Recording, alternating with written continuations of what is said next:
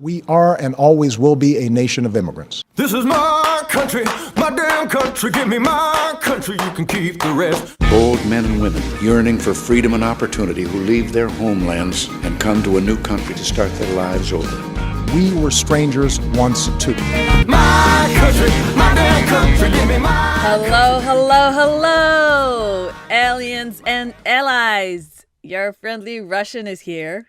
This is We the Aliens podcast. I'm your host, Sasha Kapustina.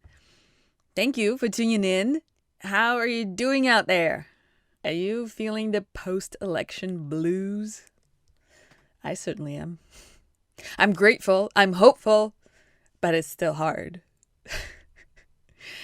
What are you doing to stay sane?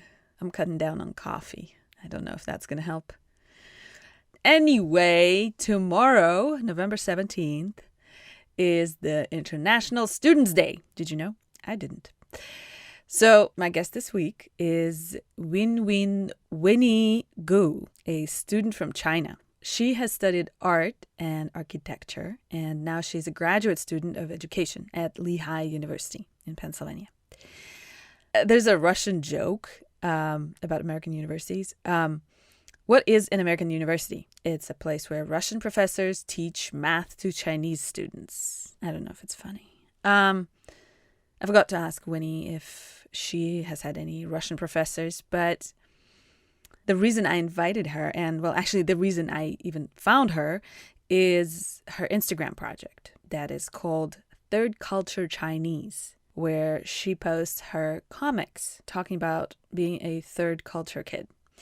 Just in case you did not come across that term before, third culture kid is a term that means any person who is raised in a culture other than their parents' culture. So first culture is the culture of their parents, second culture is the host culture, and the third culture is the mix of the two.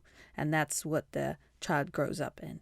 And so basically any immigrant child or a child of an expat growing up abroad is a third culture kid. Growing up like that creates a whole bunch of questions and issues that a kid has to face at a very young age, like language, social norms, having to adapt, feeling rejected, search for identity. And Winnie covers all of these themes in her Instagram by creating comics.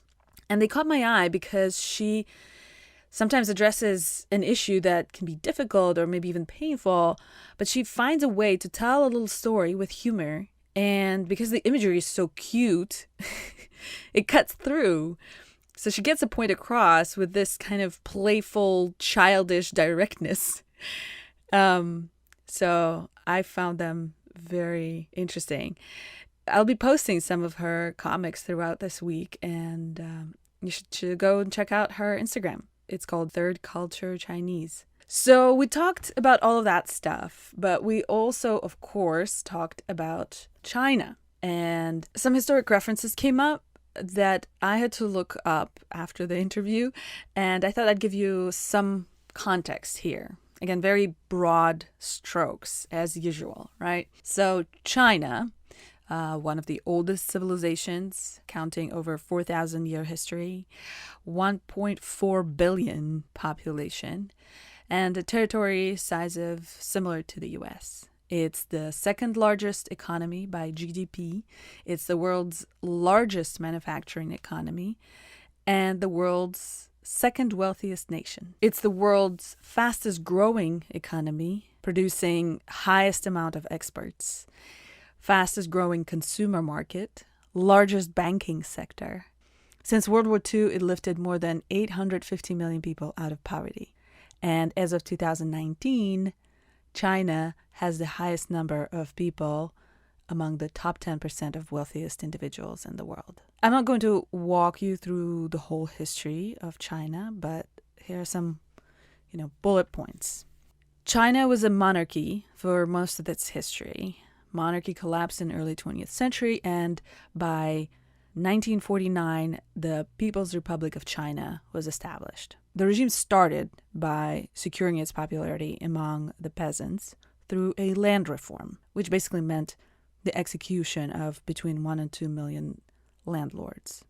It was followed by the Great Leap Forward, a massive reform project that resulted in Great Chinese Famine and an estimated 30 to 50 million deaths, followed by the decade of so-called Cultural Revolution, which only sounds cool. It was a decade of political repression that was supposed to eradicate any trace of capitalism or dissent and took up to 20 million lives. So, depending on who's counting, it's a total of 50 to 80 million lives that were lost in the 20th century because of the actions of the Chinese government.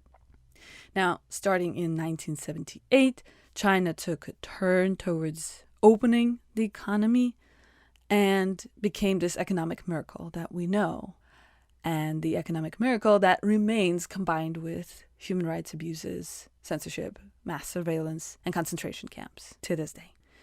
Now, it's easy to jump to judgment sitting on your couch in the United States or wherever you are and exclaim, how can they live like that? This is horrible. Why don't they revolt and topple the regime and live happily ever after in a democracy? Well, temper your righteous anger by contemplating the fact that you have also benefited from the way that things are. Just remember that your iPhone was assembled in a Chinese factory. Your clothes, your electronics, your household items, all manufactured there.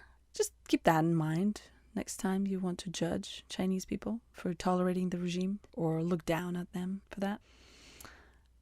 For me personally, it was very interesting to talk to Winnie because I come from a starkly anti-communist family.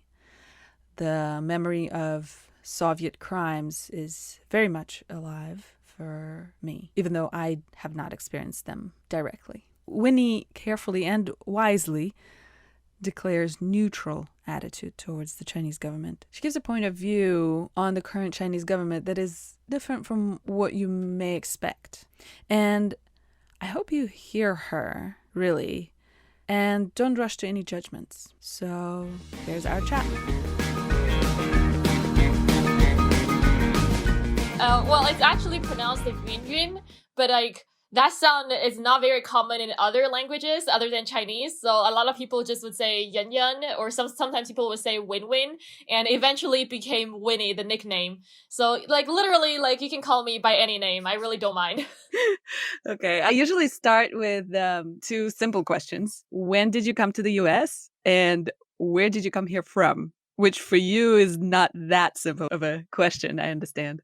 I was born in China. I actually lived in China for the majority of my life. I lived in Japan for a little bit, and then in the last year of my middle school, I came to New Jersey and I stayed for a year and a half for my mom to get trained. And after my mom moved to Singapore, my whole family followed, and I finished high school there and I came here for college. That's a lot of moving. It is a lot of moving. That's why I stayed at the same college for both my bachelor and master's degree. I just don't want to move anymore.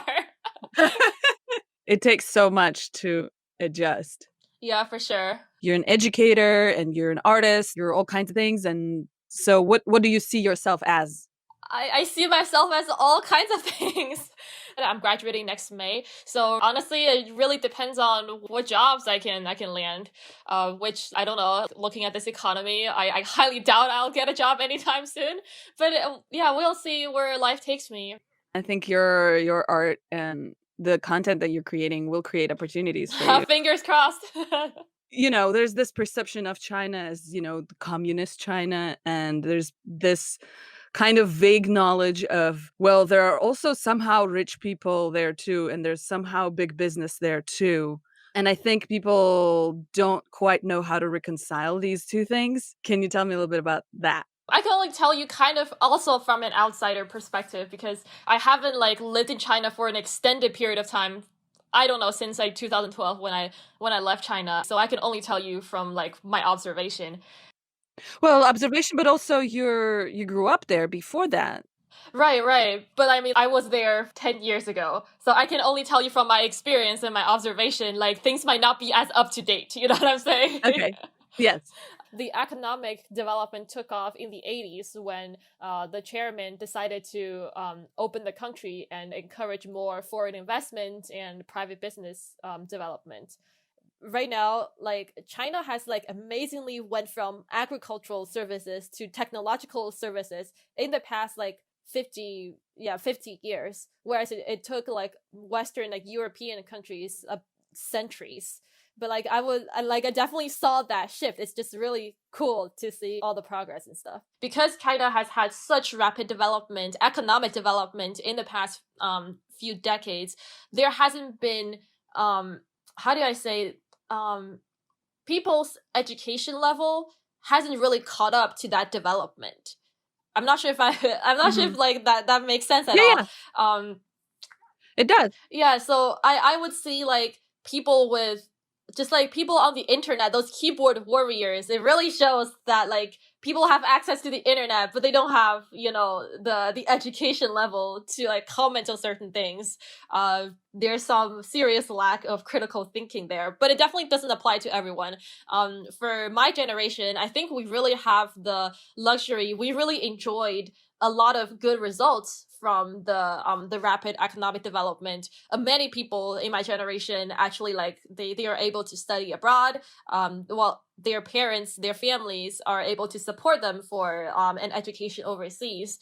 They are able to, I would say 90% of people or more of my age are able to get a college degree. But for people in the older generation, like I know my grandparents, at least my grandpa, didn't finish high school, and my parents both went to college, but I'm the only person that is completing a master's degree. What do you feel led to this boom, led to this extraordinary growth? I personally think a lot of it comes from the collectivist culture of like most Asian countries. So the socialist construct of the government works in China because Chinese people value community more than individual, and they have obedience toward people and organizations that are above them in the social hierarchy. So when the government wants to do things, basically you can do like people can achieve it in a relatively short time. There's barely any like vetoing or just like disagreement, as long as, you know, the government tells you what to do. So if the government wants to open the country and encourage more private business, people will get it done in no time.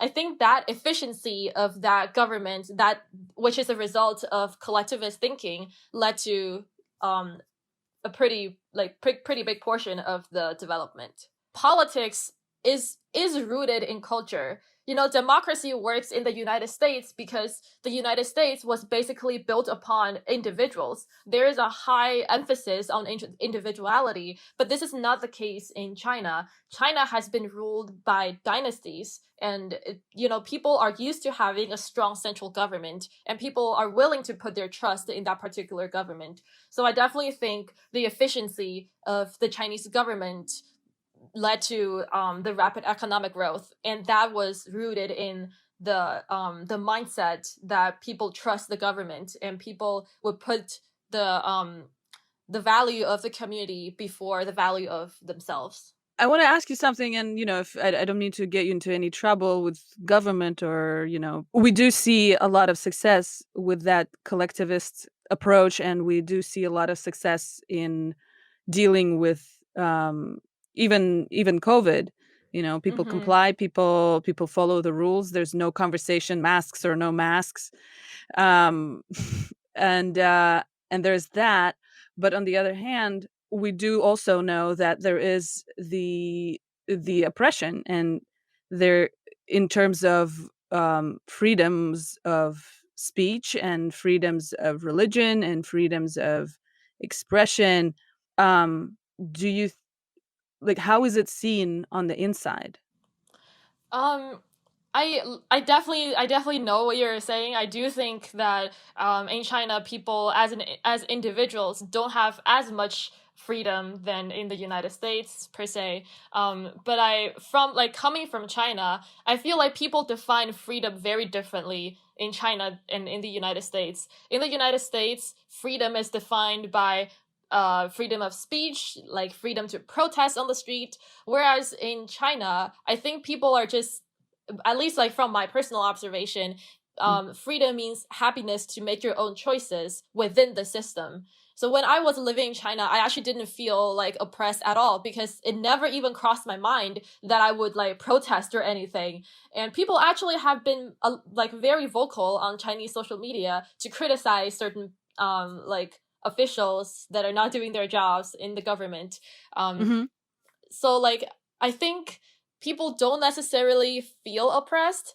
Like you, how did I say this? Just like coming from a Western perspective, you can see how those people are like they're just like poor puppets of the government or something like that. But like, if you like shift your cultural lens to that of a Chinese person living under that regime, I think most people are happy with what the government has provided them, and what they ask for, the freedom that they ask for, isn't necessarily the freedom that we define in the States.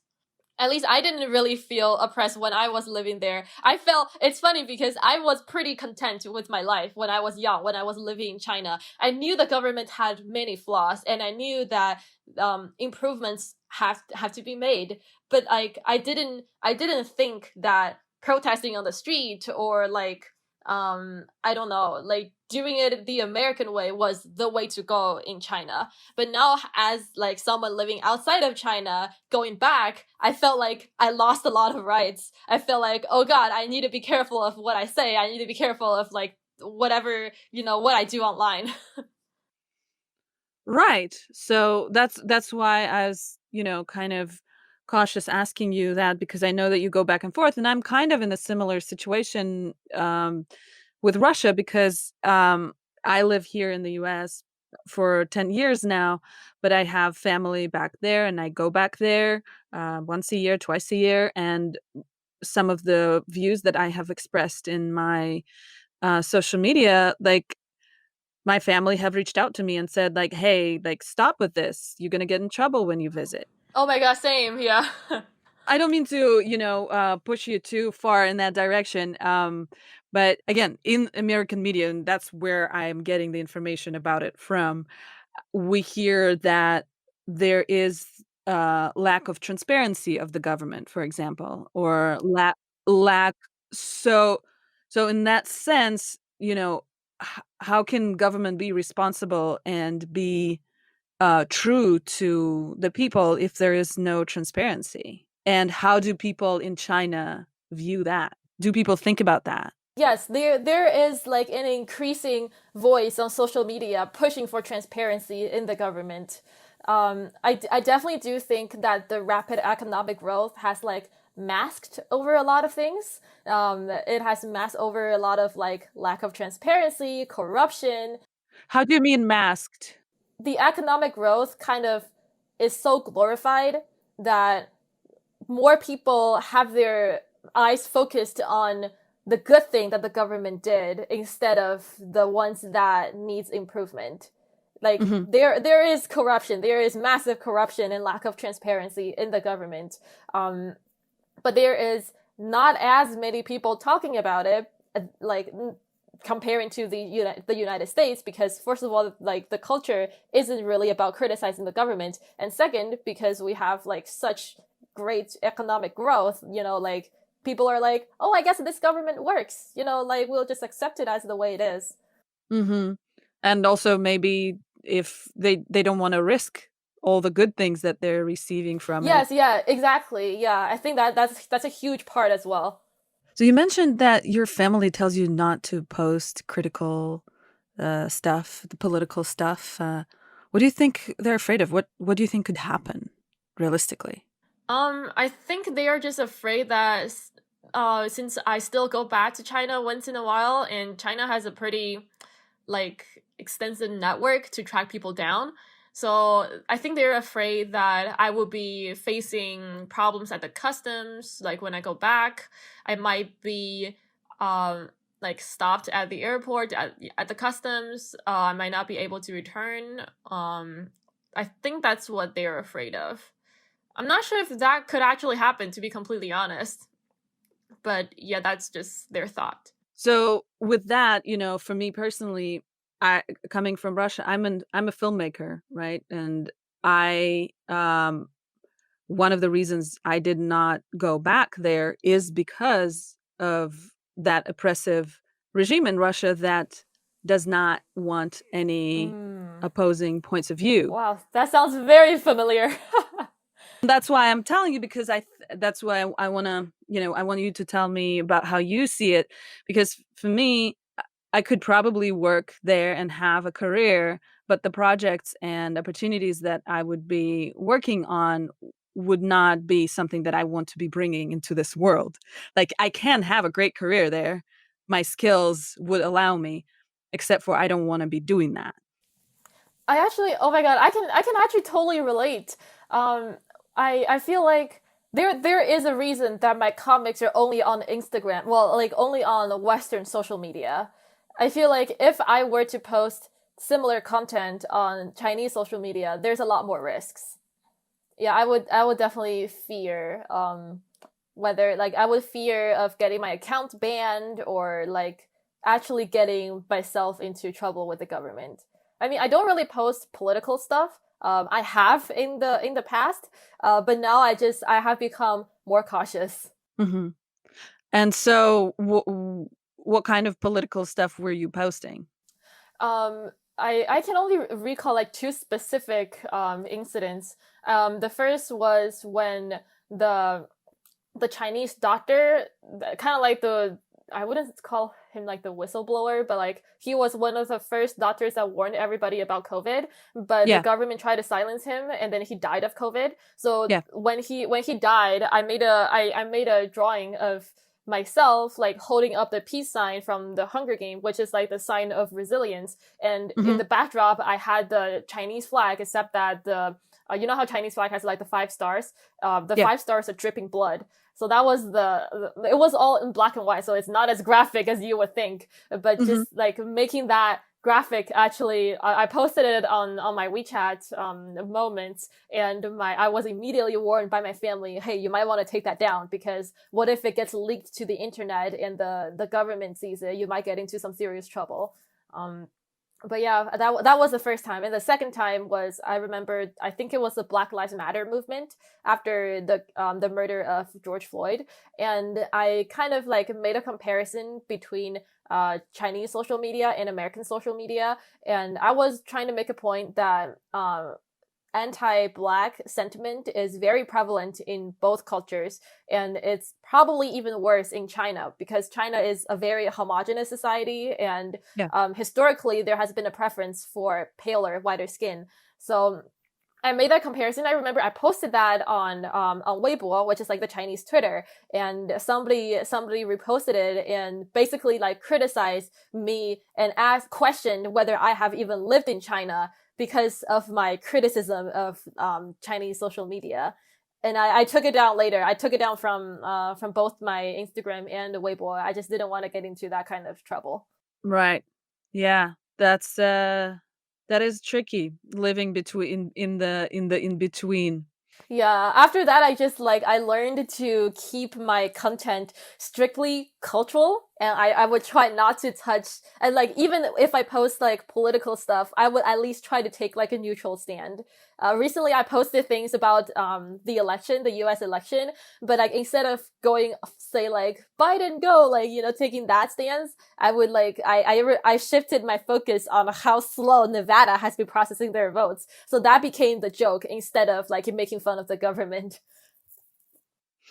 Uh it may be a little, I don't know. I think it's a very, correct me if I'm wrong, but I think it's a very Chinese way of dealing with a situation. Is it? I would say so because like Chinese people are like, I think we just, it's in our genes that we try not to offend other people. We would try to get a roundabout way to like get to our point.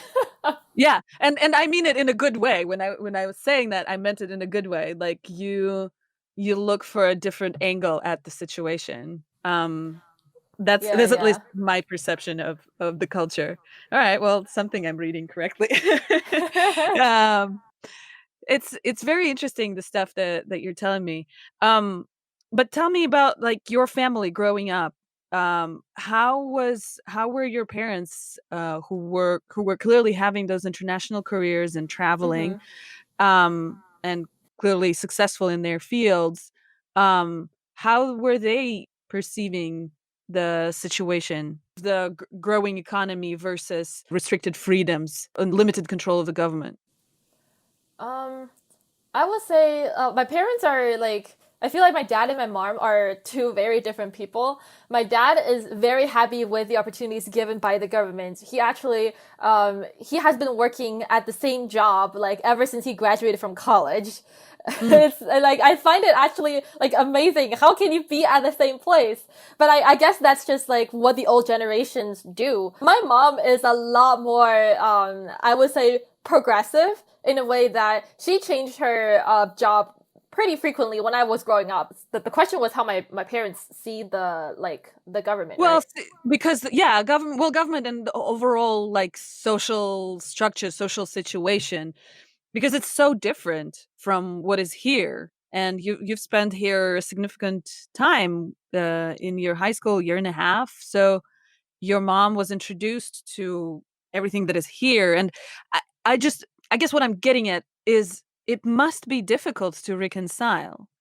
The way I see it, for me personally, I feel that after having lived here for some time, going back to Russia would be not going back home, it would be re-immigrating. Mm. It's weird. I totally feel you. Yeah. It's weird because I totally feel you. I feel like every time I go back to China, there's a huge cultural gap between my own culture and the culture of the country. But my parents don't really feel that way, at least from my observation, because I Mm. think they have lived in China for so long that when they immigrated abroad, I think they had a hard time fitting in. And when we were living here in the States, when we were living in New Jersey, when we were living in Singapore, my parents, like, they tried every way to reach out to Chinese families in the region. And Mm. they're, especially when we were here, because when I lived in Jersey, I lived in a relatively white town. So there's like very minimal, Asians in general. And they would like go to this like Korean town to like have lunch once in a while. They would go to this Japanese supermarket. They would go to a Chinese church, even though none of us is Christian. They just really went out of their way to get connected with people of the same background, at least like similar cultural upbringing. I think my parents, like, they are still very Chinese, and Mhm. wherever they go, they try to cling on to that Chineseness. They try to create a comfort zone within the Chinese community. Mhm. And so, from what I'm seeing with you, you're not doing that. How come? Not exactly because I feel Or am I wrong? no, you're completely right. I never really actively, like sought comfort in the Chinese community. First of all, from my age when I first came here, I was like 14, almost 15. Um there were not a lot of Chinese international students of my age. Those like Chinese families that my parents reached out to, their kids are like second generation immigrants. So they were born and raised here. So I Mhm. didn't really have access to Chinese international students in the first place. And also I feel like there is the I don't know if you get this vibe in America that if you're a foreigner, you should assimilate instead of being in your own bubble. I think that vibe is pretty strong where I lived in New Jersey. Hmm. I need to get out of my way to interact with local kids and learn their culture instead of expecting them to learn where I'm from. At least that's how I felt when I was living in my town. Um, my town was also, well, at least like my neighborhood was also pretty Republican, pretty conservative. So I felt like there was this vibe that I need to learn the way of their way of living. So because of that, like that vibe of that culture and the lack of Chinese students that had the same background as me, I had to step out of my comfort zone. Mhm. And how did you 14 is not that young. I mean, you were you realizing all of that? Were you kind of like consciously adjusting and knowingly going for accepting the American way? Like, did that create any friction in your mind? Oh, it was definitely that was that was definitely an active effort because it's very obvious when you're out of place, like it's a very you feel that. It's not like you feel like, oh, maybe I could be this, I could be that. No, if you are different from others, you feel that right away. So I actively observed how other people acted. Like it went it went as detailed as the way that they use the language, the way that they use gestures, the way that they eat. Like I observed all those details and I tried to mimic them because I just felt that I was different in almost every way. Well, tell me a little more about that. How did you feel different? Um, First of all, I remember the first day I was so not used to eating in the cafeteria and having like your own choice of food. Because like back in China, the food was pretty much delivered to your classroom. And at least from my middle school, I know other schools have cafeterias, and we would we would receive a box of our lunch and everybody receives the same. And I had a hard time like ordering stuff. So I just like looked at the person right in front of me. I was like, oh, she ordered that slice of pizza. I'll get that slice of pizza. She got that milk. I'll get that milk too. She got that cookie. I'll also get a cookie. So, and then when I sat down and I ate my food, I remember like one particular detail when, in China, when we eat things, with our hand, we basically just like pick that thing up and you bite it like, just like you eat it like that. But that's pretty like considered savage here. I realized that people, when they eat cookies, they will like break it off and into small pieces and they would like pick up those small pieces and feed it to yourself. Like I felt so bad. Like the first cookie that I got, I just like bit it right away. They probably thought that I was like from some really rural places in China or something. And like in terms of language, I had English classes before, but the English classes that I took didn't really, how do I say this? Like, English is very like regional in the United States. Like New Jersey people have their own slangs. They have their own cultural, musical, references. And I felt like I used a completely different language when I was coming here. So I tried to learn their slangs. I try to use words like hanging out. I never used hanging out before. I just said spending time. I started saying sneakers instead of tennis shoes. I started saying soda instead of, what's the other word for soda? Not pop. Soft drinks. So yeah, just like actively recognizing the words that they use and altering my language so that I sounded more native, so that they could relate to me more. Wow, and you were doing all of that like very deliberately.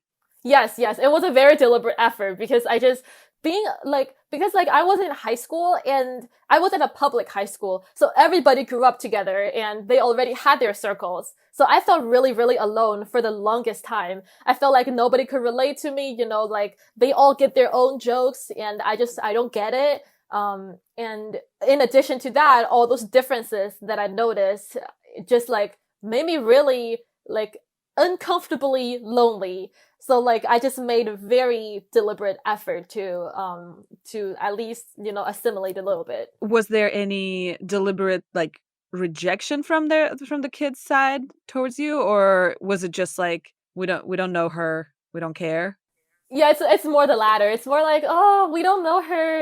It's like people were actually pretty nice back in my high school. Nobody really like said, oh, you're from China, you're a communist, we don't want to hang out with you. Nobody ever said that, and nobody ever just like blatantly rejected me. But there were definitely times that I was trying to communicate with someone, but because of my accent, because of the vocabulary that I used, they just couldn't understand me and they just looked really confused. How did the idea come to you to come to college here? Well, because I went to the American school in Singapore. That's basically the reason. Like all my classes, the curriculum lined up with American curriculum. Oh, okay. Also, most of my friends were Americans, and I just, I being in that environment, it's very natural just to think, oh yeah, I'm definitely going to the U.S. for college.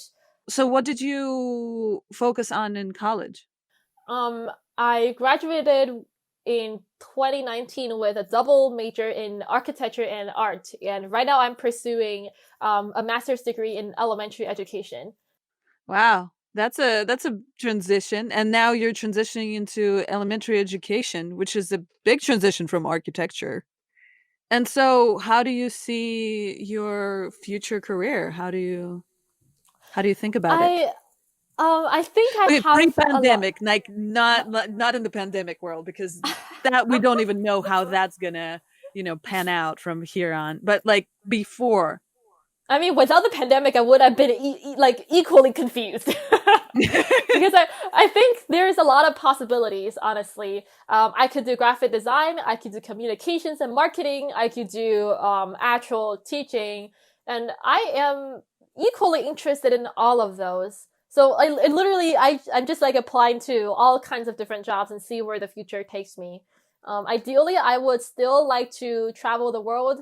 Maybe I would like, I don't know, live in Mexico for another year and then to like, I don't know, Kazakhstan. I literally applied to like a teaching job in Kazakhstan like 3 weeks ago. Never heard back from them. So I think that was pretty dead. I just like, yeah, I accepted the fact that I am just like citizen of the world. Was that a painful thing to realize? At first, yes, because I wish I had a place that I would call home. Because like everybody else seems to have somewhere that they could proudly call home and be like, I'm from that place and I'm very proud of my hometown, and they could tell me all about it. It did feel painful at first that I was confused, that I was somewhat different from others. But then, as I met more people that had the same third culture upbringing, I started to realize that it's a privilege, because not everyone has that upbringing. Not everyone has that multicultural perspective. So I think it gives me a lot of advantage. I can relate to more people. I can talk to people of different cultures and make them feel heard. Yeah, I think I just kind of like, after I realized that it was a privilege, it kind of balances it out. Mhm. And what's the attitude towards you in China, to that kind of thinking? I don't really feel home in China, to be completely honest. I know I should consider China my home because my family actually lives there now. And how people see me in China, I feel like they just see me as another person that has been abroad for too long and cannot relate to the culture. I actually didn't really feel I didn't experience backlash in China. Oh, funny thing about my like identity crisis. I Mhm. actually faced backlash among Chinese international students in the United States. I faced that backlash, more backlash here than back in China, because How so? students here, at least like for the first couple of years at college, when I talked to international students from China, they this is actually kind of like secondhand source from another friend of mine. She told me that those people were talking about how I exhibit behavior that made me feel superior than them, in a way that I don't just say I'm from China. Instead, I would provide them the long answer that I've lived in all those different places. Somehow they saw that as not patriotic or not loyal to my home country, or just like looking down on them in a way. Hmm. Yeah, so I wasn't exactly popular among the international students here. Hmm. International Chinese students here. But I never faced the same sentiment when I'm back in China. I guess I can imagine how that could be. So they would see you as different from them. I honestly feel like that was part of my fault as well, because um I really tried to highlight my experience back then, Hmm. because I knew I was different from them. So I knew that if they ever talked about something about, say, like Chinese pop culture, I probably wouldn't be able to relate. So to highlight that, I always said, "Oh yeah, I'm from Singapore, and when I was in Singapore, this happened, and when I was in Jersey, this happened." Like I try to highlight my cultural identity. I can see how that can sound, like I am better than everyone else.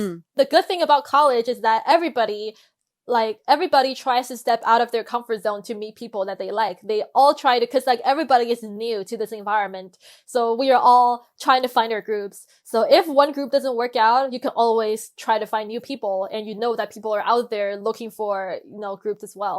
So it wasn't a really hard transition, like knowing that I'm not welcomed in one group and trying to shift from that. And so who became your group? I definitely consider myself very fortunate that my school has a good number of international students, and we also my school is like actively pushing out like global efforts to recruit students from more countries. And right now, like as a graduate student, a lot of my best friends are from like just places that I never visited, and they're from places that were not represented in undergrad population. One of my best friends is from Kazakhstan. One is from Ukraine.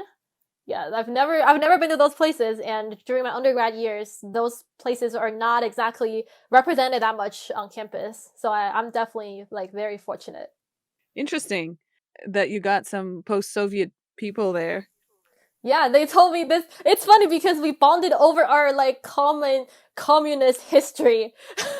I would ask them like, did you join the pioneers when you were young? My friend is actually a lot older than me. Oh, okay, not a lot. Like if she's listening, you're not old, okay? If you're listening, yeah.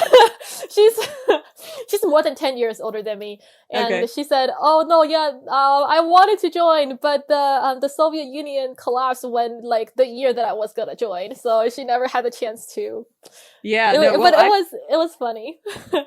were you a pioneer? I was. Well, I mean, Wow. pioneers are still a thing in Chinese elementary schools. Everybody joins a pioneer, but it's more.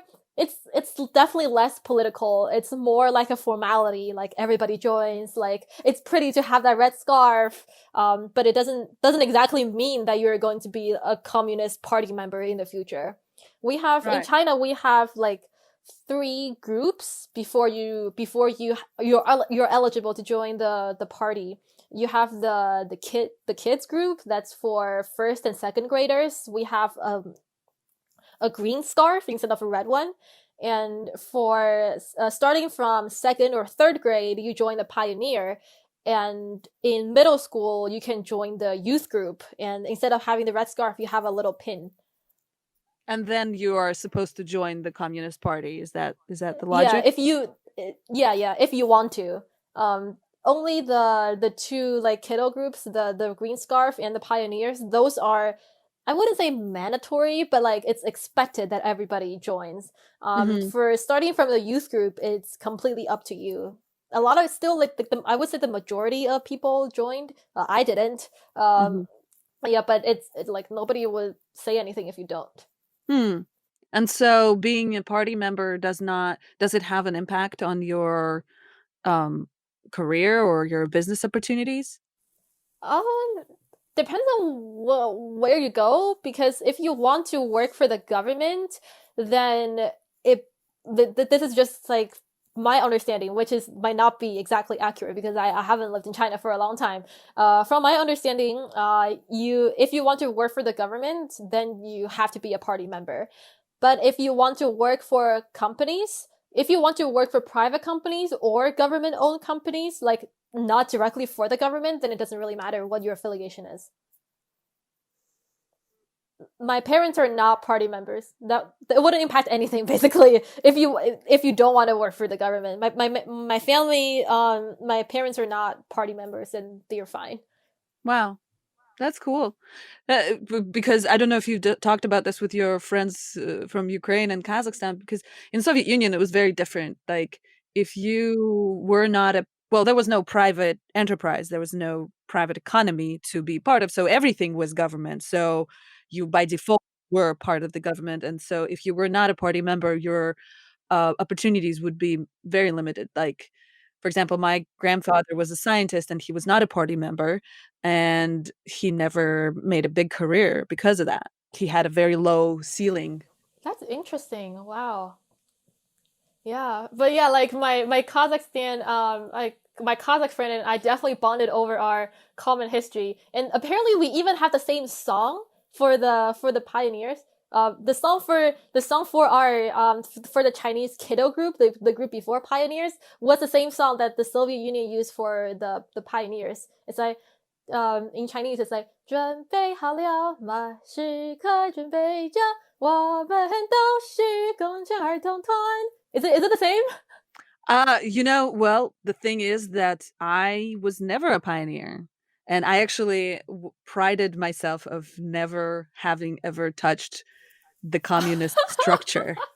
Not that it is my achievement in any way, but it's kind of because in post-Soviet Russia there was this such strong aversion against communism, and Ah, because communist regime did so many terrible things to mm, people. Actually, kids who were a year or two older than me, they became the junior communist party, oh, whatever pioneers thing. And because I was born just couple of years later, I never had a chance, and I was very oh happy. wow. Uh, That's actually it's actually so yeah. interesting because I feel like your attitude toward a government really like is determined by your family's experience with it. Because even though knowing that a communist government, a socialist government wouldn't give you as much individual freedom as a capitalist government, my family is actually quite thankful that China had a communist government because my grandparents and my parents, they all witnessed China go from, you know, a really poor country that nobody even cared to a quite, I wouldn't say developed, but like the economic development is awesome. A superpower. Call it what it Yeah. is. So my family literally went from being poor to middle class within 2 generations. And it was all because of, you know, the government and the improvement that the government did to, you know, to people's lives. So I am pretty neutral personally toward any kind of government structure, but my family in general, they are pretty grateful for the Chinese Communist government because of all the benefits that they received.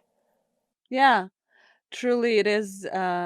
In many ways, it comes from the experience, because I guess reading Yeah, the for news sure. wouldn't do it. It's just knowing what Yeah, exactly. happened to my people makes me.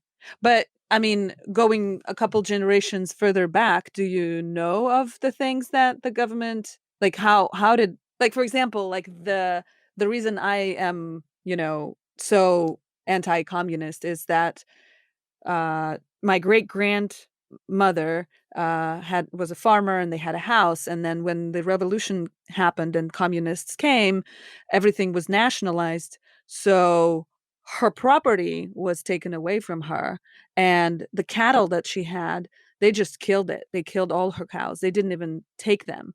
And for her it was such a trauma, because she put her heart and her life into that farm, and it was taken away from her, and she never forgave that. And on the other side, I have, my Jewish relatives, and two of my dad's uncles went to concentration camps because one of them made some joke that somebody interpreted as anti-communist, and the two of them went to chop wood in Siberia for 12 years. So I know from my family's experience how dangerous that kind of regime can be. And so I understand that current experience of your family has been very positive, but if you look a generation or two further back, is there anything there? Uh, from what I know, there hasn't been a lot of negativity from my grandparents or my parents toward the government because my grandparents, when they were growing up, we were in World War II. My grandpa's dad was killed in World War in during Japanese invasion of Shanghai, and my grandma was living in the French concession when World War II broke out. So they were pretty much they grew up in instability for sure because they were really poor. They didn't own any land. They were just like constantly worried about survival, basically. And then as they were growing up, the Communist Party was established. The national government kicked out the Japanese. World War II ended, so they had gained the stability, and they thanked the government for bringing that stability to them.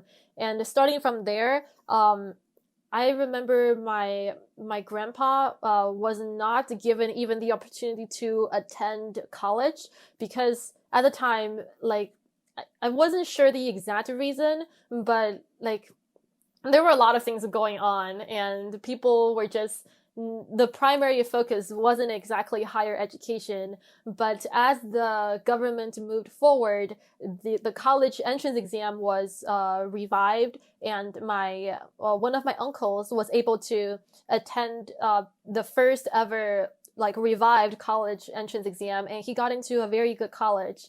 The open door policy, more and more, foreign companies and private companies started to grow in China, and that really took off. My parents were my mom was in a private company. My dad's job was provided by the government, so it just like brought more wealth to my household in a sense. From as far as I remember, my grandparents didn't really have like a stable place to live at when they were growing up, whereas my parents, they had their own apartments, and growing up I had a very nice place. So they were just really thankful that my family went from almost no education, no stability, to middle class. There wasn't like, from as far as I remember, the only negativity that I could think of that the government brought to my family was during the Cultural Revolution, where like people were supposed to worship Chairman Mao. My uncle's biological dad, who was supposed to be my grandfather from my mom's side, he was taken away by the government due to like speaking up against the government or something around like something along those lines. And my grandma had to remarry and restart a new family. I think that was the only negativity that I can think of. But it wasn't really talked about in my family, so I don't really know what the emotional impact is on my grandma and my mom. Yeah, I really don't I don't want this whole thing to sound like a communist propaganda, because again, I am really neutral. I don't think it is. I don't think it does. I don't actually, I think, I mean, it depends who listens, but no, I don't think you need to worry about that. Okay. I'm just trying to say that everybody's experience is valid.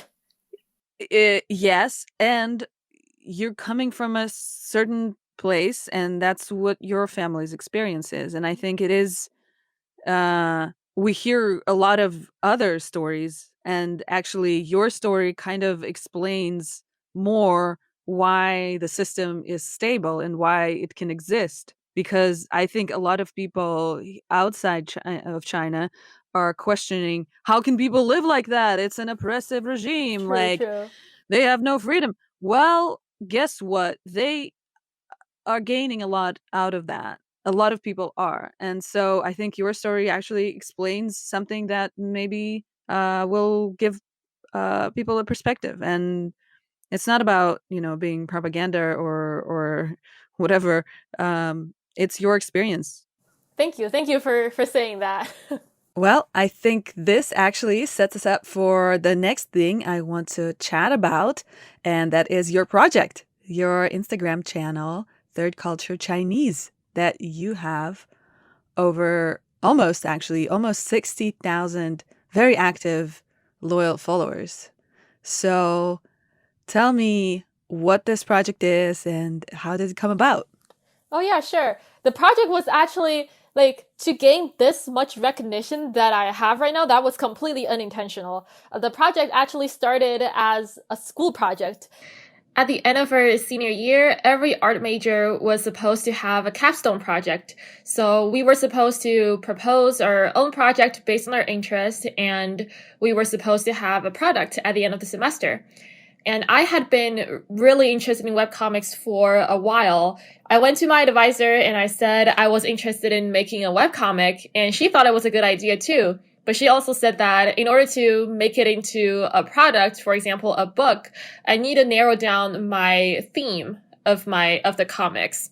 So after kind of some soul searching, I realized that I am pretty good at using visuals to tell the story of my multicultural journey.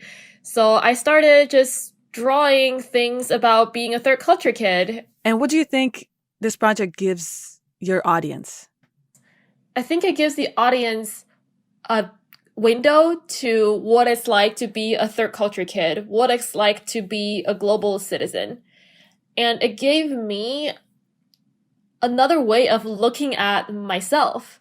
You know, like I was already aware of my own cultural lenses, but drawing the comics and drawing myself as a character and seeing my life, what I do from a third person perspective really heightens that experience.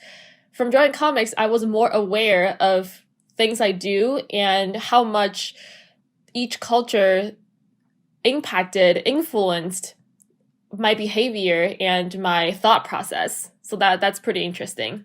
What do you think is the most important thing that you did to make it succeed on Instagram? I'm asking for a friend. I think it's just being consistent. I was very self-motivated to produce new content at least once every 2 to 3 days. So I think that consistency on Instagram just attracted viewers, because I guess I don't really know about the Instagram algorithm, but being consistent and posting regular content definitely helped. And I think I have a unique view of my journey.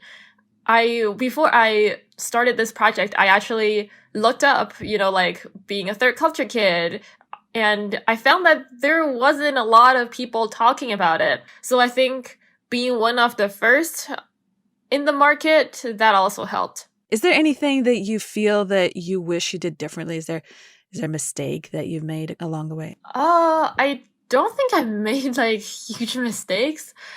Overall, I'm pretty happy with how I executed my ideas and what stories I chose to tell. I think there were some specific chapters that I wish I had done more research of. I am pretty active in terms of raising voices for different minority groups in the United States, such as Black Americans, South Asians, those groups. And I hadn't had a lot of research of those groups. So sometimes I remember like I posted this one particular comic about like the phrase, "that's the T."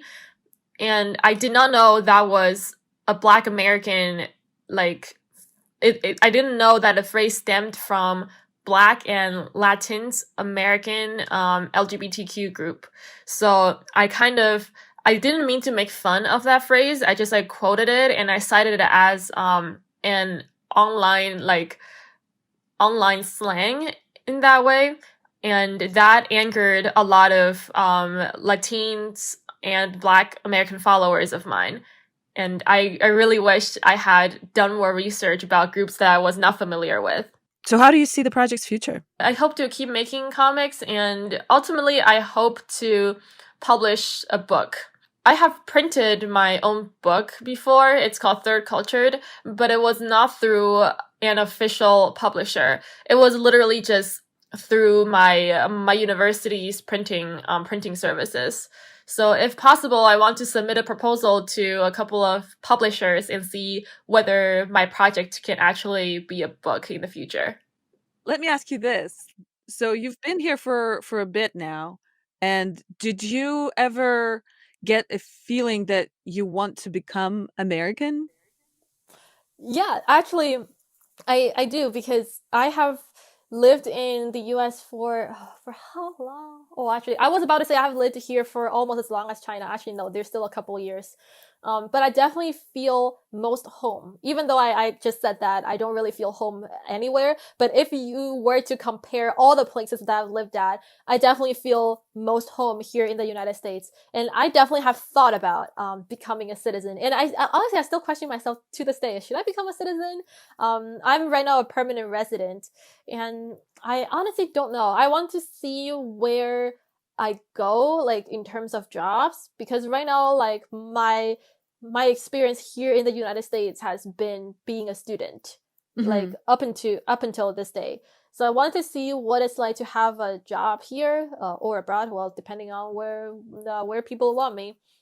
We'll see about that. We'll see, because I don't. I thought about being an American, but honestly, um, I feel like nationality doesn't really mean a lot to me.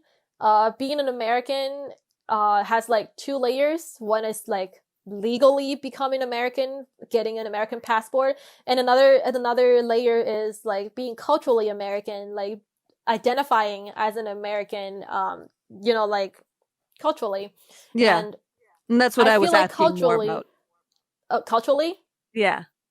Oh, well, culturally, I would say I'm like half American. Hmm. Because I have been in an American community since I left China. I went to an American school, so everybody spoke American English. Everybody had a lot of like American pop culture references. I honestly felt like I never really left America, even though I was in Singapore for 2 years. Hmm. Um, but legally, if I want to become an American, I need to value, the gains and the losses, because I cannot be a dual citizen. That's not allowed in China. Wow, that's a big decision. It is. We'll see. Yeah, I mean, like I was honestly, I was really like worried about being American before the election, because Trump is not exactly giving like pro immigrant vibes. So Mm-mm. I was, To I say was the I least. was worried. Hmm. And well, worried in what sense? Well, I was worried. First of all, I was worried like my application wouldn't be approved if I applied to be a citizen, and I'm worried that if I become a citizen, um I would face racism. Like, go back to your own country. Like, why did you even apply to be an American citizen? You don't belong here. I was afraid of those sentiment. Right now, Mm. as a foreigner, an international student. Well, not exactly international because I'm a permanent resident, but like right now, holding a passport of another country, I feel like it's my differences, like the differences between my own culture and the culture of America is more justified. Hmm. Yeah, I just feel like I would need more effort to be more American if I had become a citizen. Mm. So you feel like it's going to be it would be another a bigger adjustment culturally, socially. Yeah, I would probably feel more pressured. Yeah. Hmm. That makes sense. That makes sense. And so what are those things that you feel that you would have to like what are the things here that are harder to accept or adjust to for you? I well the this might sound kind of like dumb or kind of like very much millennial. I feel like I need to get to know all the references that people talk about. Like I will want to know like the shows that people my age grew up watching. I would like listen to the music. I should probably listen to Beatles more. I know like two songs. Everybody keeps talking about the Jonas Brothers, and I have no idea why they're so popular. It's just like those references that people would just like randomly toss around as jokes. I don't get them. So I Yeah. feel like in terms of just keeping up with the pop culture references, I need to do more work on that. Right. Yeah. No, I definitely relate to that. I remember that feeling a lot. and especially, being in the creative field, being a filmmaker, I felt like there's a gigantic gap there that I felt would be stifling for me creatively, and was actually in a way that it was undermining my confidence even trying to Yeah, oh do my God, things. for filmmaking, I cannot even imagine filmmaking because the way that the storytelling style, the way that you visually convey a story is very different across cultures. So Right, like what's like I can only speak from my perspective. What's popular in China doesn't necessarily work here. right. I can Yeah. definitely feel that. Oh my God. I cannot imagine filmmaking. Kudos for you for like going even that far. Yeah, well, for me, the way I had to start thinking about it is that essentially what you do want to focus on are the human stories. And those Mhm. things are relatable to everybody. And that's why, American movies travel to China and to Russia and to Europe, because they are focusing on core basic things, really, that everybody relates to, love, betrayal, friendship, Mhm. you know, Yeah. greed, or, like those concepts that are, just human. So that's where Yeah, I I found like the that. reconciliation for myself, or at least That's trying. awesome. That's awesome. That's awesome. And Yeah. so what are the other things that were challenging for you? Like any specific cultural things that were harder for you to accept or to understand? I think one specific thing that I to this day, well, two specific things that to this day I still have a hard time accepting are the imperial system and tipping and taxes. So Okay. let's break it down. The imperial system. I do not understand Fahrenheit.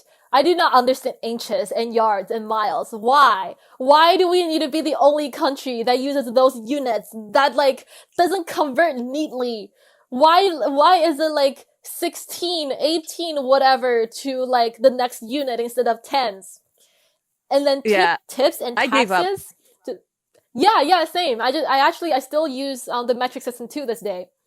And for tips and taxes, it stresses me out every time I go to a restaurant. I need to think about how much I want to tip the waitress because I need to like pull out my phone and calculate the proper tip. And for Right. taxes, like I don't like how taxes are not included in the price. Like you see a $10 item, you cannot just bring $10 to the store and buy that item because there's taxes. I do not Yeah. understand that. Yeah. Well, that's capitalism for you. They tell you a Oh. smaller price so that you buy it, and then they're like, "Oh, there's a tax too." Sorry. Yep. Yeah. Well, and how about like uh, I can see those like being, frustrating, but like what about like bigger cultural things? Mm, oh, I think the definition of friends is still a bit confusing to me Okay, that's because interesting. Tell me. so here in America, I feel like you can meet someone one time and then you can refer to other people and say, "Oh, this is my friend," even though you just met once. Whereas in China, I feel like the definition of friends is more like it's a lot tighter. So like it's only the people that you're actually close to, the people that you can share things with, those are your friends. Yeah. But here in the States, friends are pretty much like everyone that you know. So I kind of sometimes when I want to hang out with someone, I would like evaluate what that person is to me. What are they a friend? Are they not a friend? Do you like, I need to evaluate whether it's appropriate, whether we like our relationship is like strong enough, whether we are close enough to even for me to send that invitation that I want to hang out with them. I Mm, still struggle that in a way to this day. When I was in China, well, I was kind of young when I was in China, but I had a very clear definition that this is my friend group, and the other, I mean, my like people that I knew were mostly just my classmates. So there was a right. clear definition between friends and just classmates. But here in Acquaintances. America, yeah, acquaintances. But here it's Right. like Everybody's a friend. Everybody's a friend. Yeah, no, definitely. I can relate to that. I can see that. But okay, I can see that difference. But I'm gonna keep digging. Uh, Looking at the society overall, like even though you've been living in it for a long time now, um, are there any things in structurally uh, in America that are challenging for you? I I struggle with and I kind of dislike how Americans are so obsessed with race. I mean, it's understandable because America was basically built upon racial inequality. But now we have like now with social media, with all kinds of movements going on, I just like race has to be addressed all the time. And sometimes I am very afraid of bringing up certain problems or questions because I'm afraid that it would be like inconsiderate or like, you know, inconsiderate or offensive to another race when I just genuinely am curious about like a particular aspect.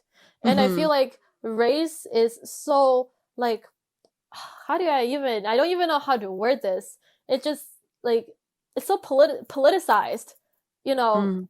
Like it's understandable. I'm not saying it's a bad thing because I do think I am like 100% a supporter of Black Lives Matter, and I do Mm-hmm. think we need to address racial inequality. We need to address the different needs of different communities.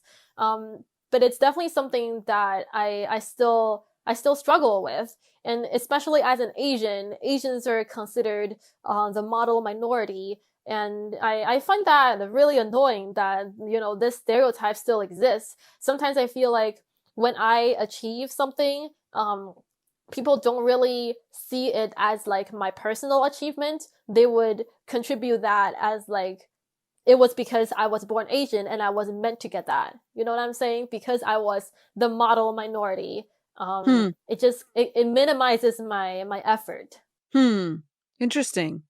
Yeah, I can definitely see the race thing. I think people who live outside America have no way of comprehending how it is woven into everyday life and how it is so ever present in everything Yeah. that you do and everything that you say in all kinds of weird ways.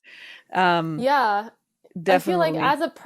as a person of color, sometimes I'm afraid of saying certain things, especially when I am in a not so diverse group, especially in front of white people. I have to be very careful of my word choice, of how I present myself, because I just there is always that concern that my action, my words, is a reflection of the group that I'm in. Hmm. I was also very surprised that, you know, white people define themselves as white because, well, I define myself as Chinese, but Chinese is not a color. You know, Chinese is a culture. Right. And I would be very surprised that people on social media would say something like white power, white representation. But like I would be very confused, and I would think, why don't you celebrate your actual cultural heritage? For example, Scottish, Italian, French. Why don't you say Italian power? Why don't you say French power? Why do you have to say white power?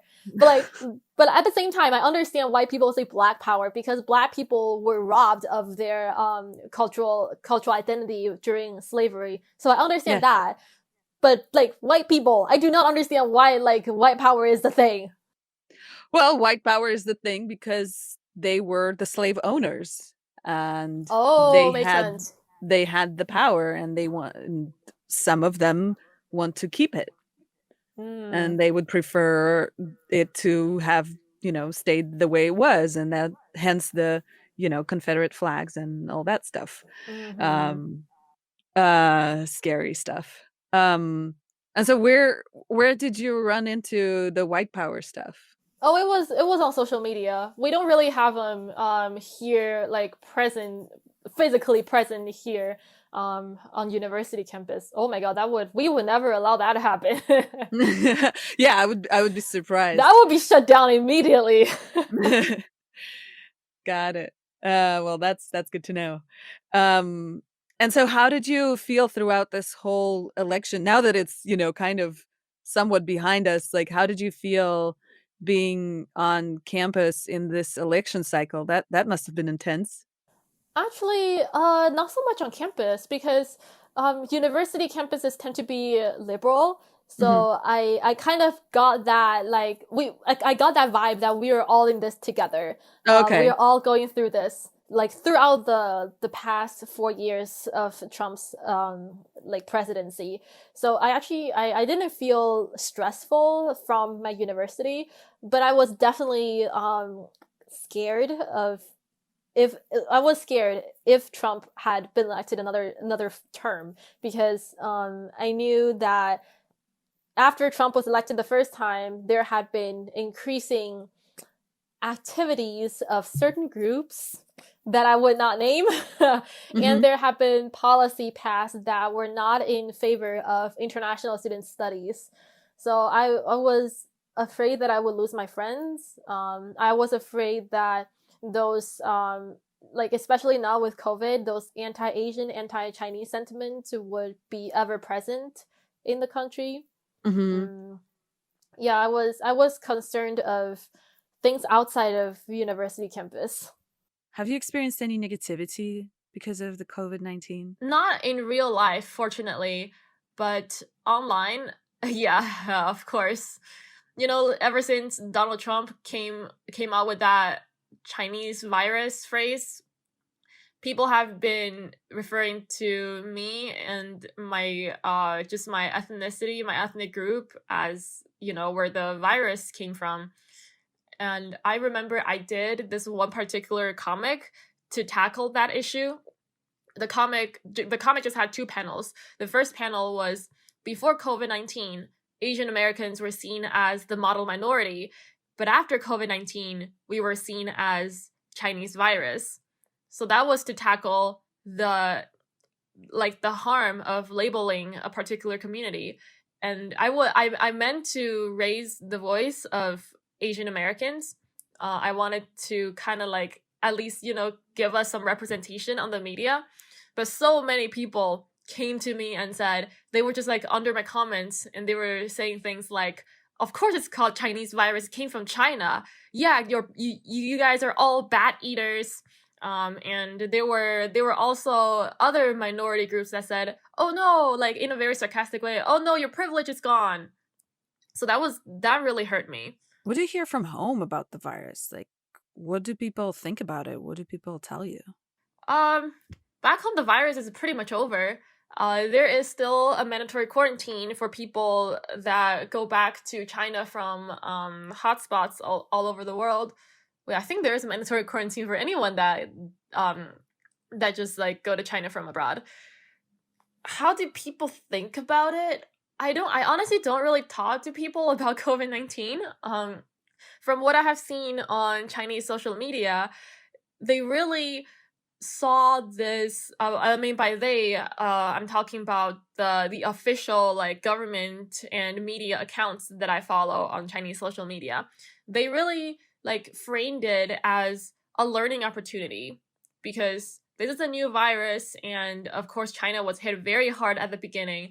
But because of the collectivist mindset and all the lockdowns that the government implemented and how people really just obey the government and follow through, and now China is back to normal. So they recapped basically the whole process, and they called it kind of the strength of China. This is what we are as a nation. They really emphasized the unity that went into the battle against COVID. Unity. Oh, well, I guess we'll see in the next year or so what we can achieve in that department. I do have to ask you one more question. How is love life and dating different in China compared to the US? There's this kind of a rush for women to get married relatively young. By relatively, I mean 24, 25, which is like honestly not so young, like looking at the history, because people were married at like the age of 12, 13 in the past. But by modern standard, I consider that pretty young. And once you hit like 25 as a woman, there's a phrase for that. It's called leftover women. So you're considered a leftover because your value kind of just like depreciates ever since you hit 25. Whereas for men, there is not much concern in that regard. I think it's problematic because historically China had this we have this saying called 重男轻女, which means weighing boys more than girls. Basically, the patriarchy and the whole marriage idea just reinforces that inequality. But now I actually see that people are being more and more liberal about marriage, with the LGBTQ community getting more recognition, at least on social media. I don't really know about like in real life. Oh, I spend a lot of my time on social media. With that community getting more recognition, with women having more power, like in the society, I think the idea of marriage and family is slowly changing. And for myself, my family is actually quite progressive in that way. They never really expected me to get married. They're just like, do whatever you want, like you'll figure it out. I'm currently dating someone who's not Chinese, and my parents are a little concerned, not because of like racial issues. It's mostly because they were concerned that in the future, if we were to get married, there might be some communications issues between the families. I think I'm pretty fortunate that I was able to have the dating experience in the US. I didn't have to worry about the all that expectations that like all the expectations that he should be more dominant, that like I should get married at the age of 24, 25. Those expectations were not there when I was dating, so that freed me from a lot of burdens, I would say. But dating in the US also has its downside. I'm not a huge fan of the hookup culture. I just think that a lot of Americans are not very serious when it comes to dating. I have no problem with that.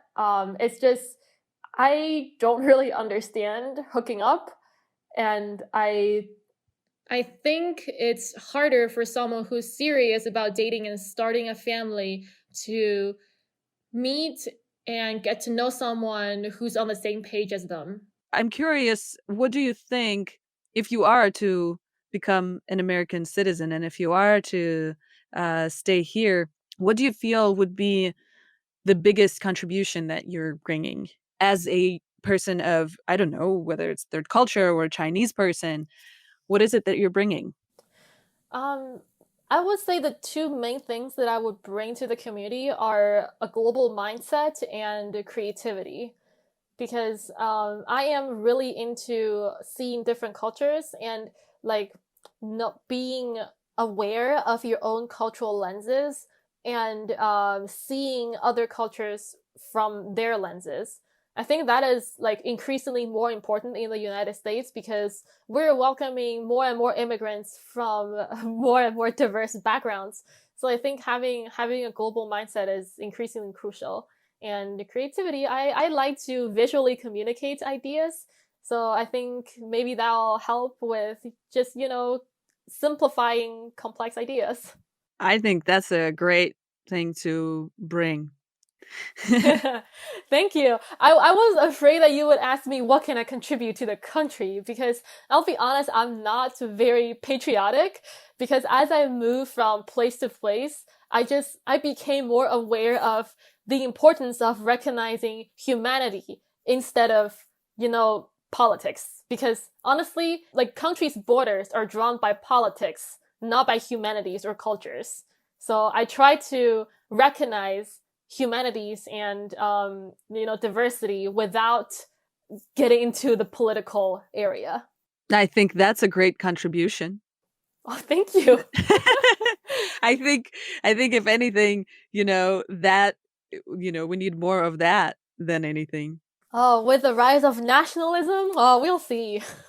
Well, exactly. We need the opposite. I don't,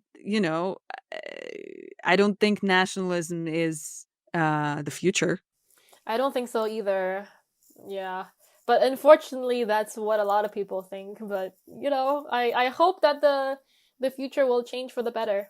Where do you get that sense about a lot of people? Social media. Okay. Yeah, mostly social media, because I think I am very, very fortunate to be in a very diverse university.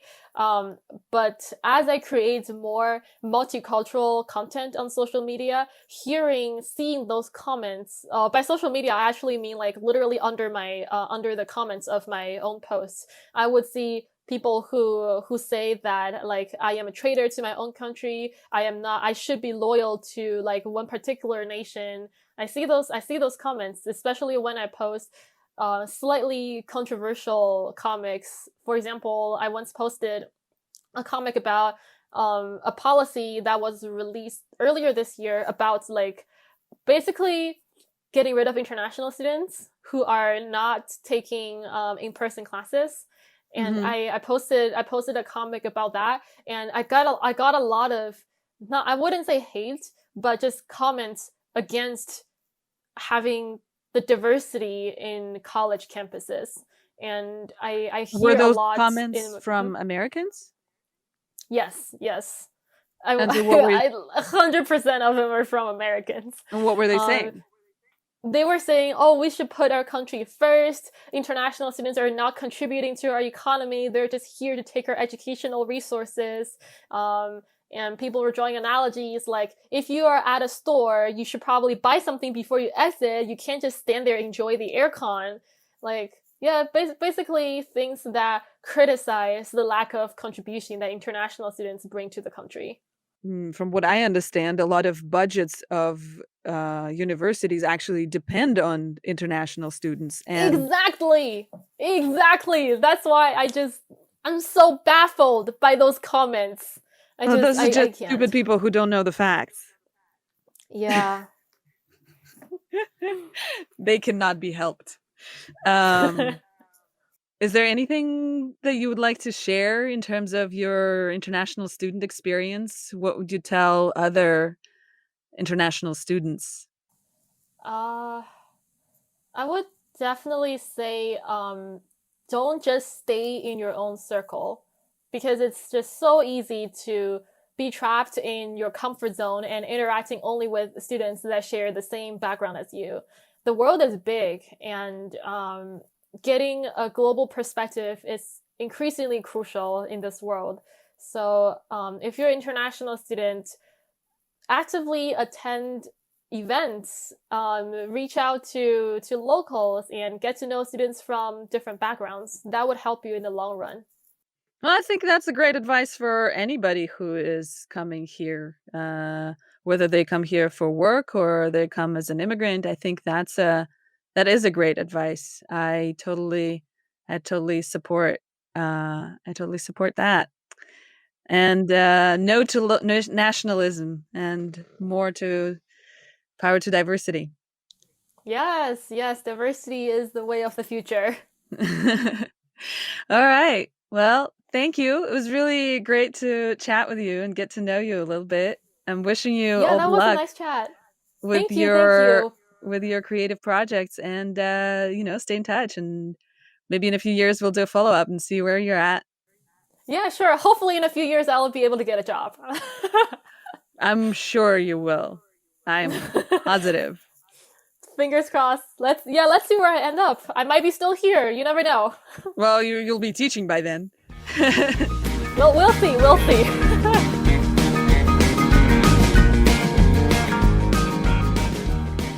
That's it for today. I hope it was fun. I hope it was interesting. I hope you learned something new. Please share a show with a friend. Maybe somebody who's a student here, or who is thinking about coming to study here, or who was a student here. I don't know. Send them the link. Okay? Just send them the link. And remember, we're here to stay. We'll find our way. Thank you for listening. Love y'all. Peace. Give me my country, you can keep the rest. This is my country, my damn country, and it don't mean a thing.